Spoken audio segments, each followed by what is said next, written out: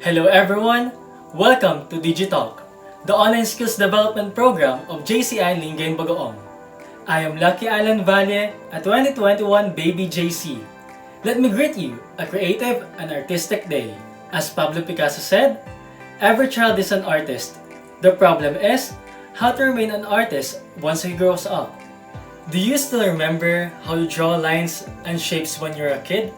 Or the mountains, plains, or skies? Or practice those dance steps? Or recite a lines of a poem? Bring along those memories with your creativity, expand your imagination. This session, you will learn art in its various forms. Also, to use these learning experiences to create your own art. In this episode, we are going to study about contemporary arts. So pick up your pen and paper and start learning at your own pace and time. Art is part of country's national treasure. Art derives from the Latin word ars, which means skill. Art means creating something new, something original, or something different. Art is life. People engage in art to express their thoughts and emotions, or to produce things of beauty, or masterpieces.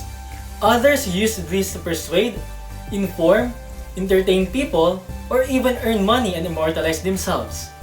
There are two major classifications of art. We have fine or static, commonly known as major arts.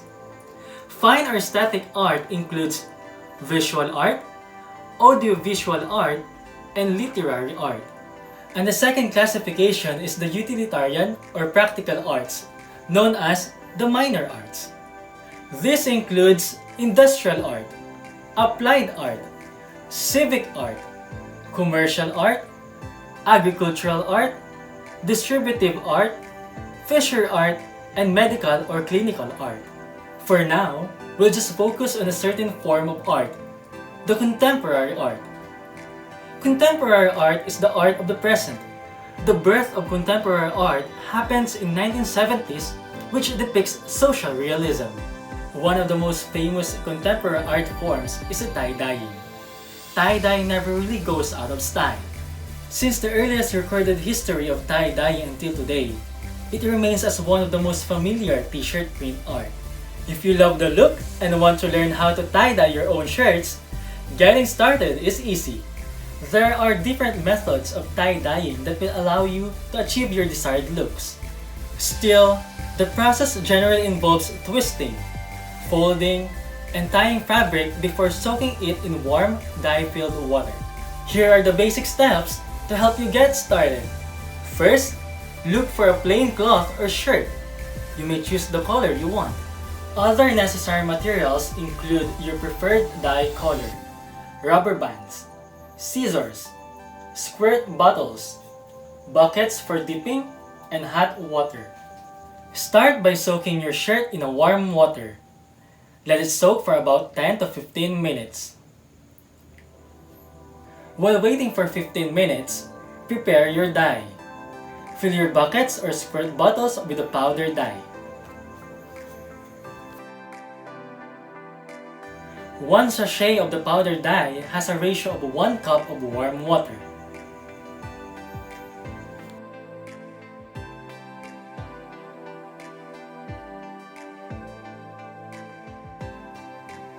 Stir and mix it well, making sure that there are no left granules.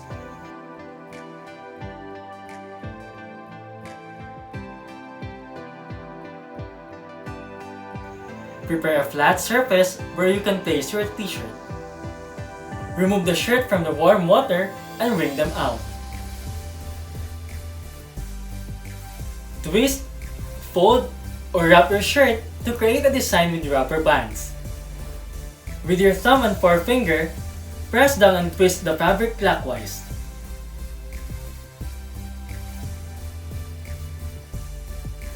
Try to keep the resulting folds at approximately the same height, creating a shape like a cinnamon roll. Wrap the shape tightly with rubber bands.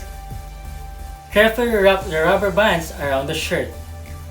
Put the rubber bands on so they intersect over the center. Squirt the dye to the shirt in alternating sequence. It is okay if the dye crosses the lines a little and mixes.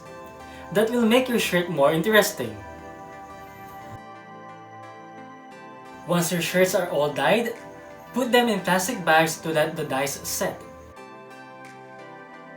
Let the dye set overnight. Then, rinse it until the water runs clear.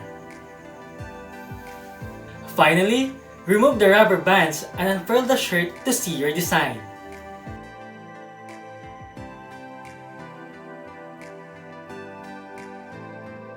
There you have it! I hope you enjoy creating your own tie-dye. If you have questions, let me know in the comment. Thank you for tuning in on today's episode. Until the next Digitalk,